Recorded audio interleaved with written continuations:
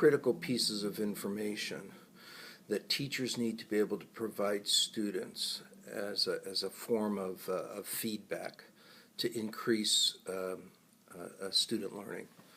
The first one connects to the progress that a student is making. So when the student is putting in effort and learning is increasing, the teacher needs a way of providing to the student feedback that allows the student to see that progression. In other words, my effort is having payoff. The second is that the student needs feedback on the appropriateness of the learning behaviors that the student is using. In other words, if I'm not putting in the time to practice and that is preventing my progress, the student needs that feedback. If I'm not implementing the correct strategies, not rehearsing the appropriate strategy to make the improvement, the student needs that feedback.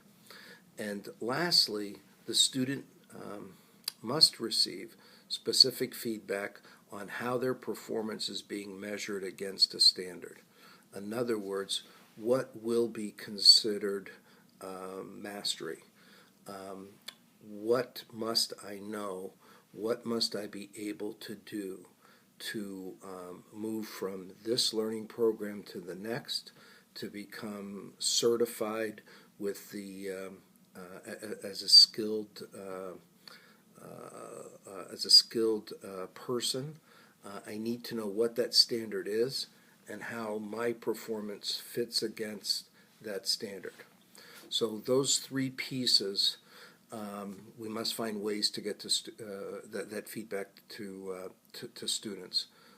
How am I doing against the standard? What kind of progress have I been making? And am I using the correct learning skills? The problem is when we round all of those into a grade and the student just gets that one number back, it's hard for the student to isolate the critical information.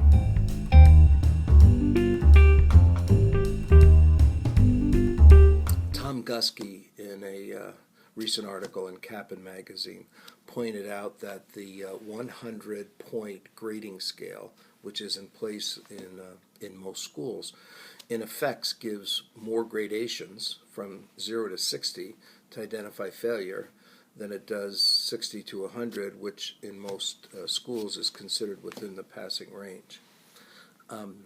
As I read that and thought about it, I recalled my daughter coming home from high school with a grade of 89 in creative dramatics. In other words, 1 point out of 100 short of an A.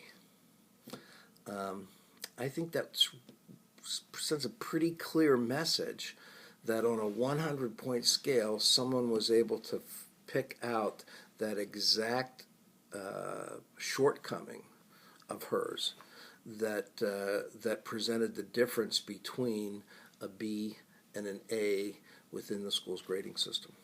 And I have to tell you, as a parent, I thought about going in to talk to the teacher, but I realized that somewhere there was a grade book with a set of numbers, which when you added them up and divided, the average came out to 89.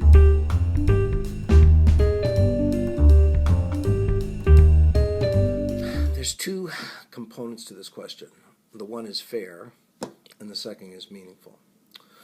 The only way that grades can be considered fair is that it meaningfully reports, the grade meaningfully reports the student's performance against a fixed standard.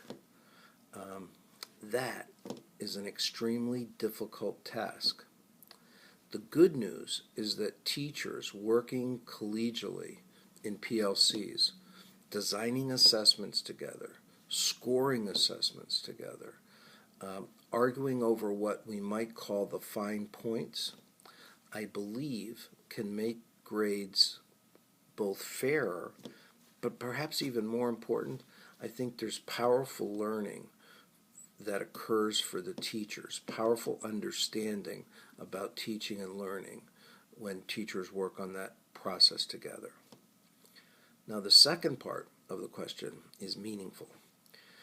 I believe for grades to be meaningful, they must provide the student information that the student can use in future decision making. And I believe that requires a lot of teacher-student conversation, seeing, first of all, that the student clearly understands feedback that's being provided. When a student feels that the feedback doesn't provide them with meaningful information, we need a communication link that encourages the student to reach out to the teacher and the teacher to engage in that conversation. I think for grades to be meaningful, we would have to be able to teach and coach students on how to use the feedback from grades to make a decision, to put a plan into action, and then to return to look at future assessments as a way of deciding the appropriateness of the plan, maybe modify the plan that the student has created.